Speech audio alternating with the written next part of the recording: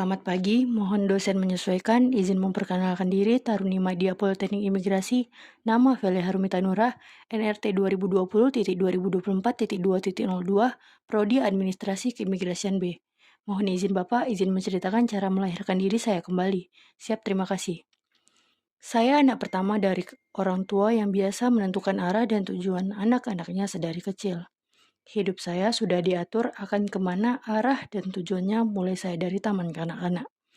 Naik ke jenjang sekolah menengah pertama, saat anak-anak remaja yang lain sedang asik bermain dengan teman sebaya, saya diharuskan untuk latihan tenis setiap harinya. Saya masih remaja, memiliki jiwa yang berontak. Saya akui sifat dan sikap saya tidak untuk dicontoh.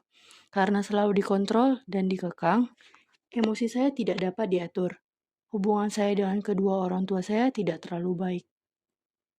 Saya berusaha menjauhkan diri dari lingkungan keluarga.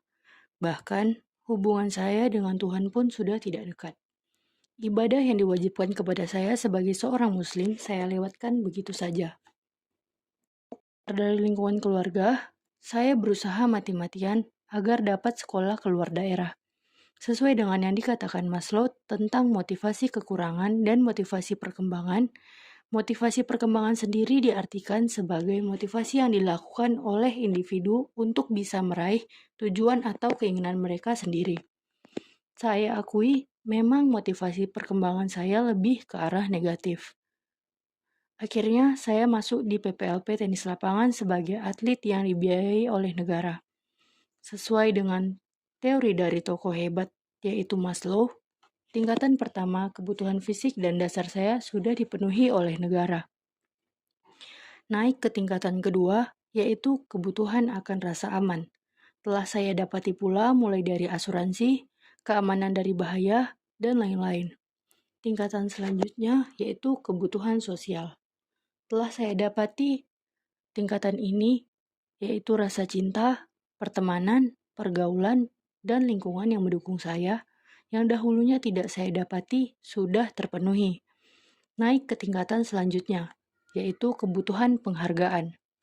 Di lingkungan ini saya sangat dihargai dan mendapat pengakuan. Di SMA yang notabene-nya adalah semuanya atlet, saya tergolong cukup pintar dan tekun dibanding yang lain. Merasa teman-teman saya banyak meminta bantuan dalam pelajaran, saya merasa kepercayaan diri saya meningkat. Tingkatan terakhir adalah tingkatan yang sulit untuk dicapai orang-orang. Namun, saya rasa saya sudah mencapai tingkatan ini. Saat saya masuk ke Politeknik Imigrasi, saya mendapat banyak dukungan dari berbagai pihak. Dari lingkungan saya baik keluarga, teman, sahabat, dan lain-lain. Cita-cita yang diinginkan orang tua saya yang telah saya capai. Saya sudah memenuhi segala keinginan dan tujuan kedua orang tua saya yang diletakkan kepada saya. Namun, di titik ini saya merasa kosong. Saya bingung tujuan dan arah saya setelahnya akan kemana. Hidup saya yang biasanya sudah diatur dan ditentukan, namun setelah menuntaskan keinginan orang tua saya, tujuan saya sudah tidak ada lagi. Setelah mengenali diri saya sendiri, langkah pertama yang saya ambil adalah memperbaiki diri saya.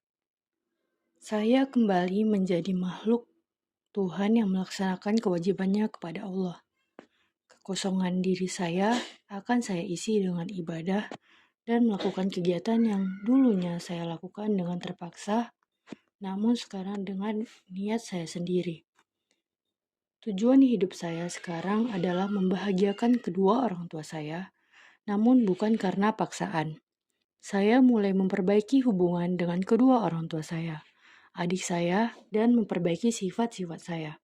Mungkin diri saya belum seperti terlahir kembali, tapi saya merasa sudah jauh berjalan ke arah yang lebih baik dan tidak kosong lagi.